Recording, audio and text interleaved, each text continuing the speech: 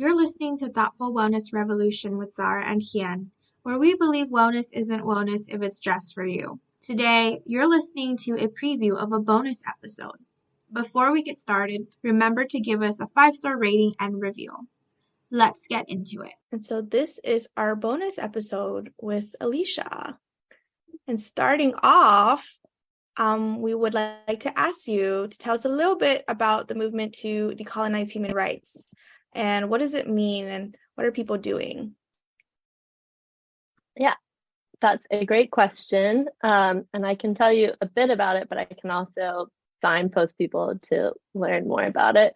And human rights are an interesting thing because I hadn't really thought about coloniality and human rights before I started my PhD on business and human rights. And then when you take a second to think about like the origin of human rights, like they're decided in 1945 in Paris by the colonial powers and then signed, or opposite, San Francisco, and then declared in Paris by the colonial powers. There were only 4 African countries present, and they were apartheid South Africa, Liberia, I think Egypt and Morocco or Algeria, I don't know, but not representative of Africa as a whole.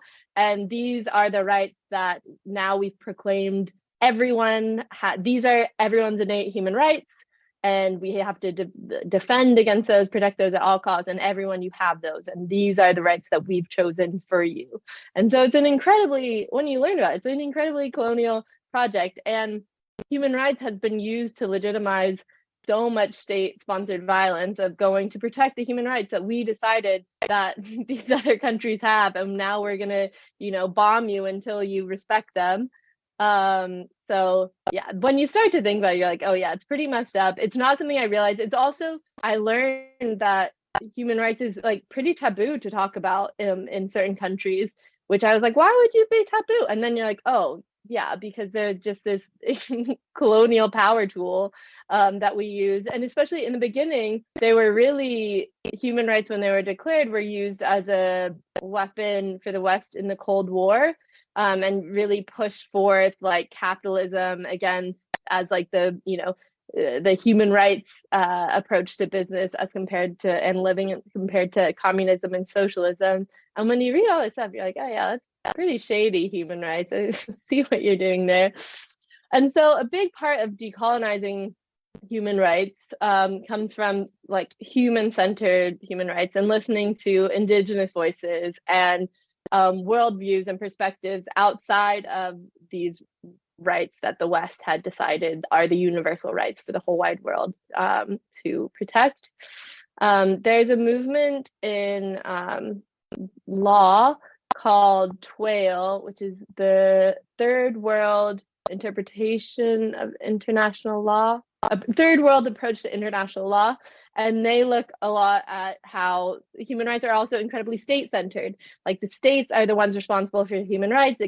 Your rights are only rights if they can be prosecuted in a court, protected and prosecuted in a court, which that is incredibly Western colonial capitalist to have a state-centered human rights. So moving beyond state rights to consider other rights, I think, are steps people are taking towards decolonizing human rights. There's actually this scholar named Shivji, who I think we're related to, actually, in Dar es Salaam, who writes about human rights in Africa. And he's this really cool critical scholar who I hope that I get to meet and work with one day. So yeah, people are doing cool shit. Okay, well, you definitely have to contact this man and work with him because I think that's so cool. Yeah.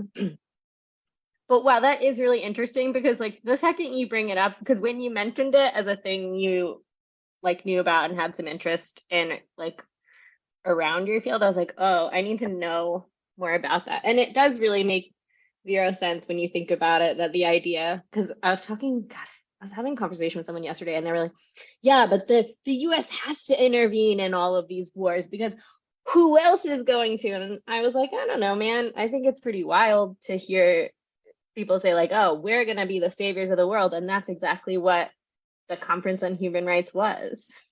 It was like, we've decided what's good for everyone else. Yeah, we've decided what innate rights every single person on the board is born with. And then, Yeah, and people talk a lot about the duality of human rights, which is interesting. Like people, like the rhetoric of human rights is used both to oppress people and for state-sponsored violence, but it is also used by those same groups who are fighting oppression, will be fighting for their human rights.